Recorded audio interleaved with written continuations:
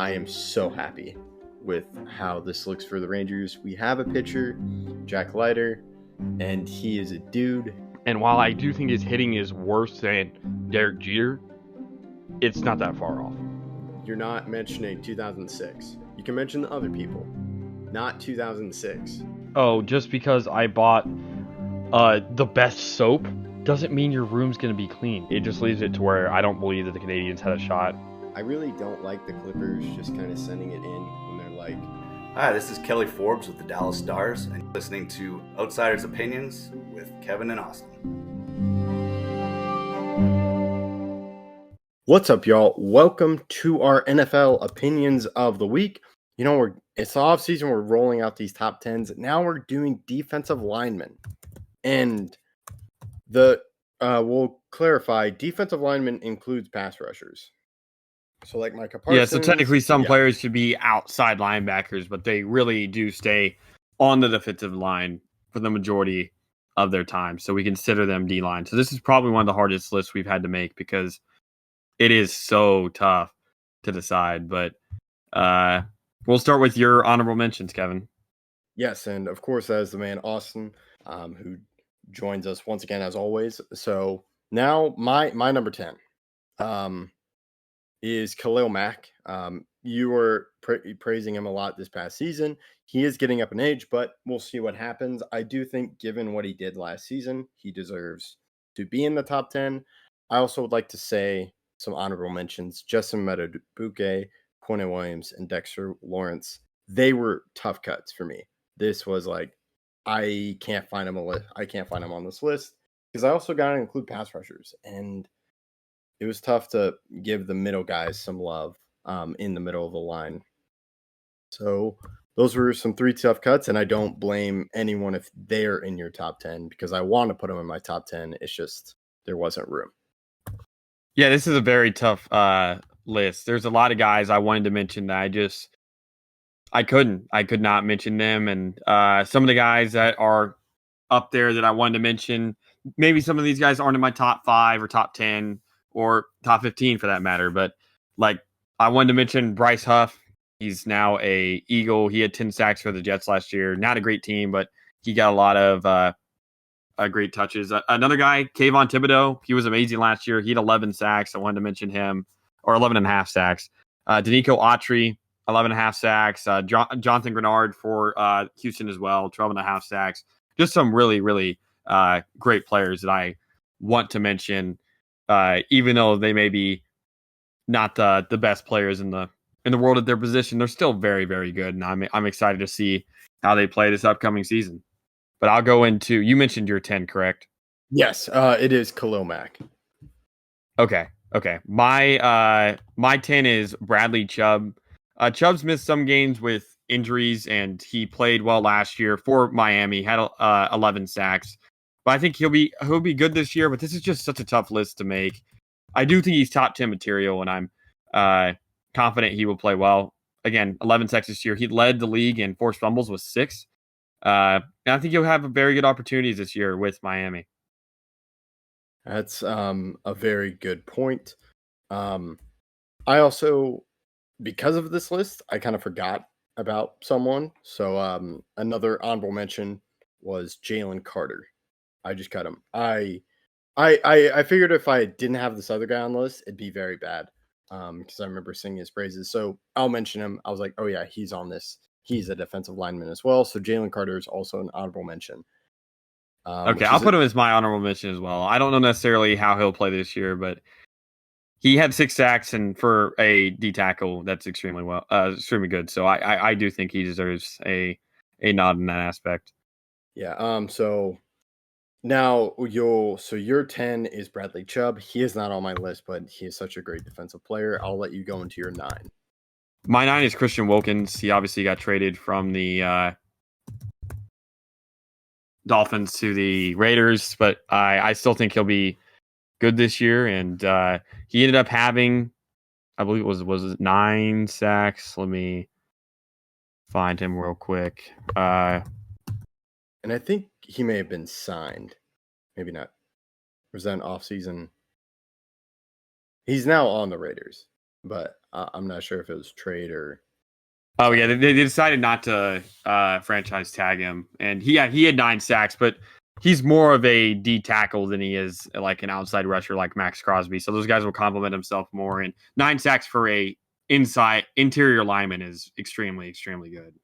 Yeah, he is. I completely agree with you. He's my number 9 as well. I'm very high on him. I think he's a great player, but we'll just have to see how he plays. I think he'll play pretty well, but we'll just have to see what happens. Who's your So 8? my 8 is Jeffrey Simmons. He is a defensive tackle on the Titans. He also might play some defensive end, but he is such a great force, and he played really well. Kind of anchored that Titans line. So to me, he's a great defensive tackle. But he is number 8, just given what everyone else did.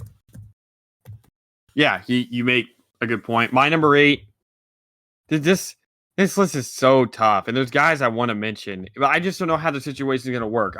I'll throw another honorable mention out there, and this may seem it's everyone that went to Houston. So Danielle Hunter as well. I don't know how he's going to play, even though he had 16.5 sacks. Because I just realized he wasn't on my list, and I understand why now looking back. It's just so many guys are at Houston. I don't know how they're going to, who's going to get the touches, who's going to get the run, because they have now they have Danico Autry, I believe, right?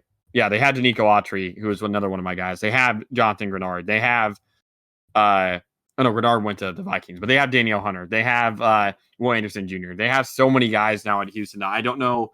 They may cancel out each other's effectiveness, if that makes sense. Yeah, that's a good point. Yeah, I just thought of another honorable mention, but I'll just save it for the end of the video because he might be in your top 10. So your 8? Aiden Hutchinson. Aiden Hutchinson. Ooh, he's a good pick.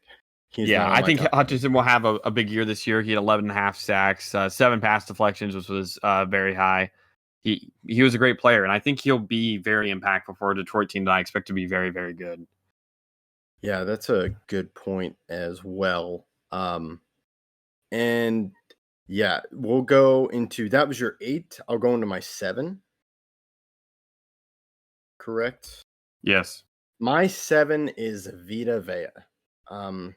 He is just he doesn't really get a lot of sacks, but to me, his presence can be felt. He's such a big player, but he has so much power behind him. He only had 5.5 sacks, but to me, he does such a great job with clogging up the line, allowing other players to do well. So to me, he had to be in my top 10.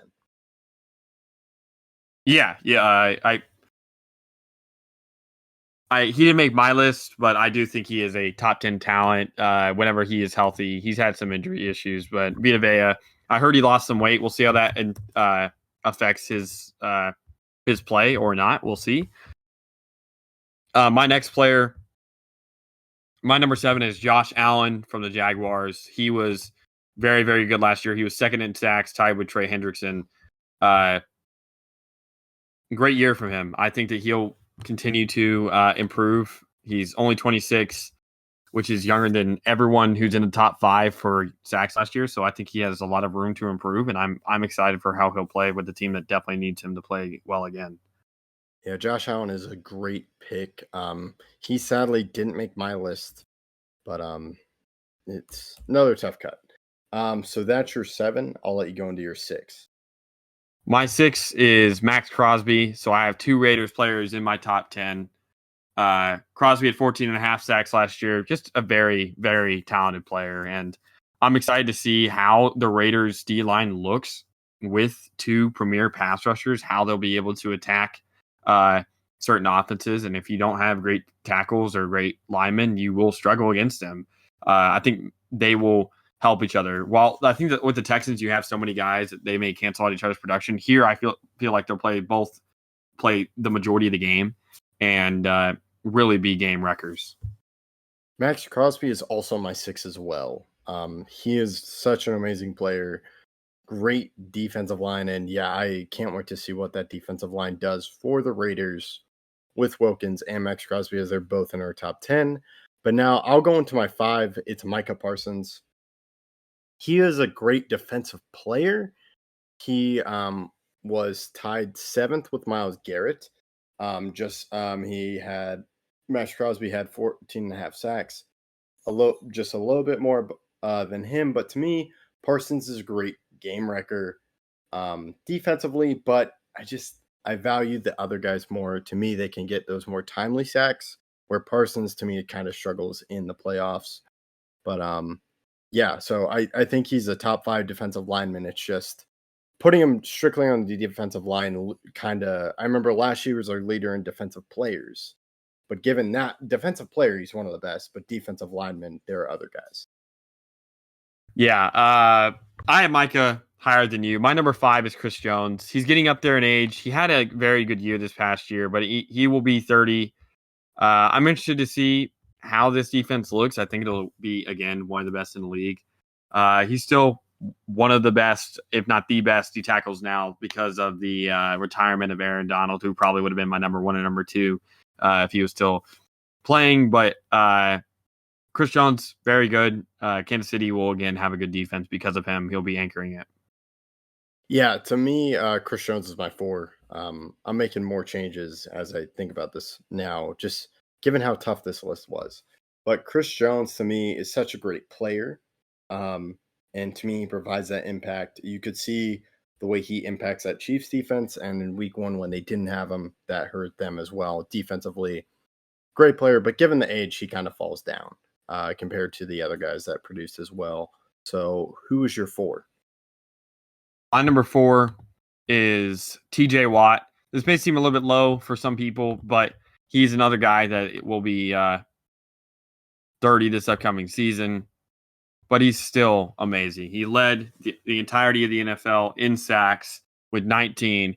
He has been a top 3 finisher and Defensive Player of the Year the last 4 healthy seasons that he's played. So not like last season he was second, but the year before that he wasn't. But again, he only played 10 games. So he's been remarkable. He racks up so many sacks. And when he's on the field and healthy, he's easily one of the best players in the league. He just has to stay on the field. Yeah, I'll get to TJ Watt in just a little bit, but he is a great player. Now we'll go into my 3, or I'll let you go into your 3. My 3 is Nick Bosa. Bosa is just another remarkable player on the D-line, and his impact on the 49ers and how they play is very, very well documented. He didn't have the greatest year last year, but he's remained healthy the last 3 seasons ever since he tore his ACL. And I think this will be a big bounce back season from him. Yeah, my number 3 is the guy I forgot about. And I know once I say his name, you're going to be like, how could you forget about him? It's just how some great defensive linemen there are. Myles Garrett is my 3. I sang his praises. I think he was in consideration for me, Defensive Player of the Year. He may have even been my Defensive Player of the Year. He only played 16 games, but he had 14 sacks. He was tied with Micah Parsons. He is just such an amazing defensive lineman and really sets up so much for that Browns defense in the pass rushing department. So I think I expect more from the 2 guys that are above him, but yeah, Myles Garrett is at my 3. Who's your 2? My 2 is Nick Bosa. I think he does such a great job. He did have a struggle year, but kind of looking at he's going to be the best. He's going to do better, but I got to give credit to my number 1. So Nick Bosa is fantastic, but I just feel the number 1 when I saw how many times he played, I was like, okay, he's still the number 1. Okay. Well, my number 2 is Micah. Micah is still remarkable talent for the Cowboys, and he needs to be the game wrecker we all know he can be. 14 sacks last year after having 13 and a half the year before that and 13 the year before that. So maybe he has 14 and a half this year. He's gone up half a sack every year. Been very close in Defensive Player of the Year every year of his career. Second, and third. This past year being third. All-Pro, second team. Very, very good player. And I think the Cowboys will really utilize him well this year, and he'll be a great talent. Yeah, I will have to see what he does, especially under Mike Zimmer. But yeah, I'm excited to see what happens. But who is your number 1? My number one's the guy that you almost forgot about, Myles Garrett. Defensive Player of the Year. He was in MVP voting. The Browns are so good when he is on the field, and they are the best defense in the league, definitely when he is. And when he's playing like an MVP caliber player on the defensive side of the ball, the Browns are one of the best teams in the NFL. They almost got the number one seed last year if they would have won a couple more games. But I'm been very impressed by what Myles Garrett's been able to do. He'll be 29 this upcoming year, and I think Defensive Player of the Year will come down to one of these D linemen, and I think Myles Garrett may win back-to-back. We'll see.